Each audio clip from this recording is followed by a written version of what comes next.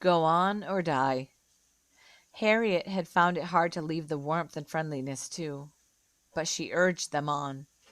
For a while, as they walked, they seemed to carry on in them the measure of contentment. Some of the serenity and the cleanliness of that big warm kitchen lingered on inside them. But as they walked further and further away from the warmth and the light, the cold and the darkness entered into them. They fell silent, sullen, suspicious. She waited for the moment when some one of them would turn mutinous. It did not happen that night. 2 nights later, she was aware that the feet behind her were moving slower and slower. She heard the irritability in their voices, knew that someone would refuse to go on. She started talking about William Still and the Philadelphia Vigilance Committee. No one commented. No one asked any questions. She told them the story of William and Ellen Craft and how they escaped from Georgia. Ellen was so fair that she had looked as though she were white, and so she dressed up in a man's clothing, and she looked like a wealthy young planter. Her husband, who was dark, played the role of her slave. Thus they traveled from Macon, Georgia to Philadelphia, riding on the trains, staying at the finest hotels. Ellen pretended to be very ill. Her right arm was in a sling and her right hand was bandaged because she was supposed to have rheumatism. Thus she avoided having to sign the register at the hotels, for she could not read or write. They finally arrived safely in Philadelphia and then went on to Boston. No one said anything. Not one of them seemed to have heard her. She told them about Frederick Douglass, the most famous of the escaped slaves, I'm reminding you. of his eloquence, of his magnificent appearance. Then she told them of her own vain first effort of running away, evoking the memory of that miserable life she had led as a child, reliving it for a moment in the telling. But they had been tired too long, hungry too long, afraid too long, footsore too long. One of them suddenly cried out in despair, "Let me go back. It is better off to be a slave than to suffer like this in order to be free." She carried a gun with her on these trips. She had never used it except as a threat.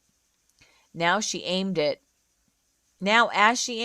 she experienced a feeling of guilt, remembering that time, years ago, when she had prayed for the death of Edward Brodess, the master, and then not too long afterward had heard that great wailing cry that came from the throats of the field hands, and knew from the sound that the master was dead.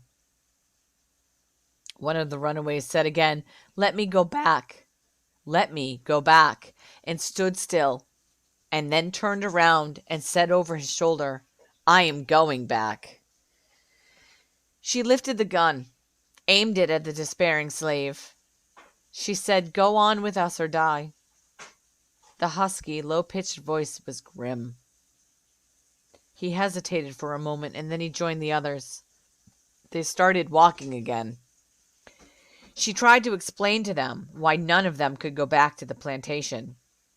If a runaway returned, he would turn traitor. The master and overseer would force him to turn traitor. The returned slave would disclose the stopping places, the hiding places, the corn stalks they had used with the full knowledge of the owner of the farm, the name of the German farmer who had fed them and sheltered them. These people who had risked their own security to help runaways would be ruined, fined, imprisoned. She said, "We got to go free or die, and freedom's not bought with dust. Not bought with dust." This time she told them about the long agony of the Middle Passage on the old slave ships, about the black horror in the holds, about the chains and the whips. They too knew these stories, but she wanted to remind them of the long hard way they had come, but the long hard way they had yet to go. She told them about Thomas Sims, the boy picked up on the streets of Boston and sent back to Georgia. She said when they got him back to Savannah, got him to prison there, they whipped him until a doctor who was standing by watching him said, "You will kill him if you strike again." His master said, "Let him die." Thus, she forced them to go on. Sometimes she thought she had become nothing but a voice speaking into the darkness, cajoling, urging, threatening. Sometimes she told them things to make them laugh. Sometimes she sang to them and heard the 11 voices behind her blending softly with hers. And then she knew for that moment all was well with them. She gave the impression of being a short, muscular, indomitable woman who could never be defeated.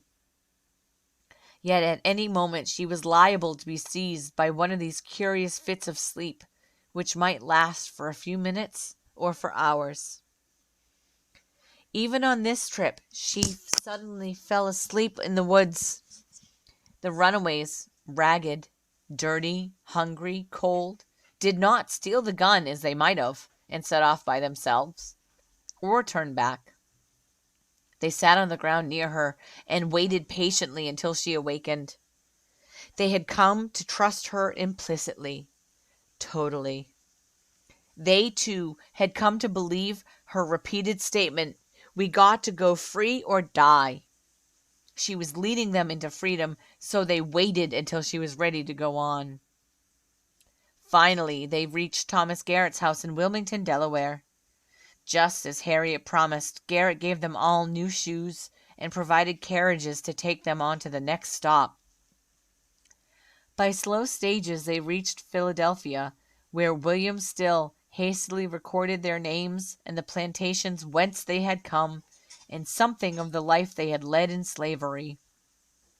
Then he carefully hid what he had written, for fear it might be discovered.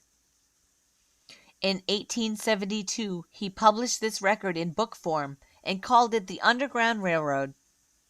In the foreword to his book he said, "While I knew the danger of keeping strict records, and while I did not dream that in my day slavery would be blotted out, or that the time would come when I could publish these records, it used to afford me great satisfaction to take them down, fresh from the lips of fugitives on the way to freedom, and preserve them as they had given them." William Still, who was familiar with all the station stops on the Underground Railroad, supplied Harriet with money and sent her and the 11 fugitives on to Burlington, New Jersey. Harriet felt safer now, though there were danger spots ahead. But the biggest part of her job was over. As they went further and further north, it grew colder. She was aware of the wind of the Jersey ferry and aware of the cold damp in New York.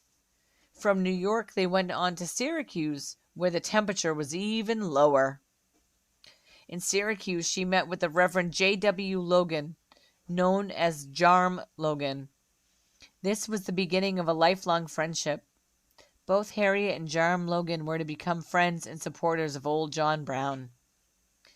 From Syracuse they went north again, into a colder, snowier city, Rochester. Here they almost certainly stayed with Frederick Douglass, for he wrote in his autobiography, "On one occasion I had 11 fugitives at the same time under my roof, and it was necessary for them to remain with me until I could collect sufficient money to get them to Canada.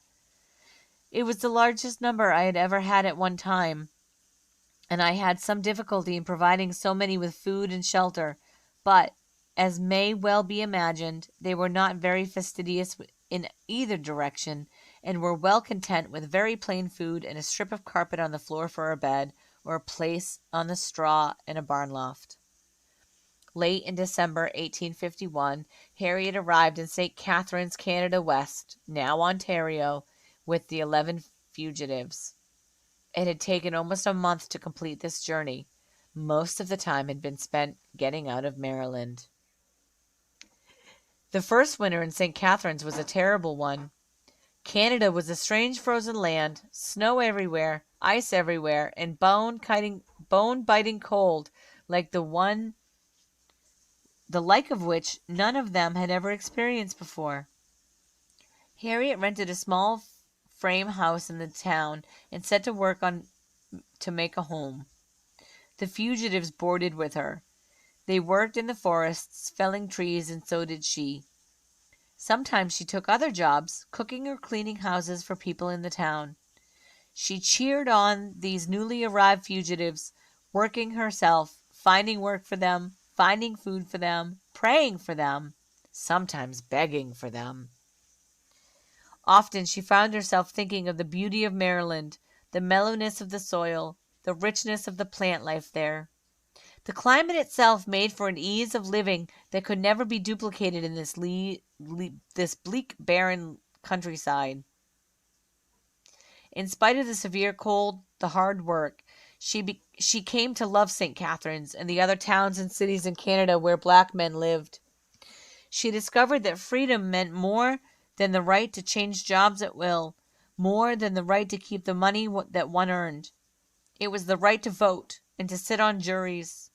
It was the right to be elected to office. In Canada, there were black men who were county officials and members of school boards. St. Catharines had a large colony of ex-slaves, and they owned their own homes, kept them neat and clean and in good repair. They lived in whatever part of town they chose and sent their children to the schools. When spring came, she decided she would make this small Canadian city her home, as much as any place could be said to be a home to a woman who traveled to Canada to the eastern shore of Maryland as often as she did. In the spring of 1852, she went back to Cape May, New Jersey. She spent the summer there, cooking in a hotel. Then she returned as usual to Dorchester County and brought out 9 more slaves, conducting them all the way to St. Catharines and Canada West, to the bone-biting cold, the snow-covered forests, and freedom. She continued to live in this fashion, spending the winter in Canada and the spring and summer working in Cape May, New Jersey, or in Philadelphia. She made 2 trips a year into slave territory, one in the fall and another in the spring. She now had a definite, crystallized purpose, and in carrying it out, her life fell into a pattern which remained unchanged for the next 6 years.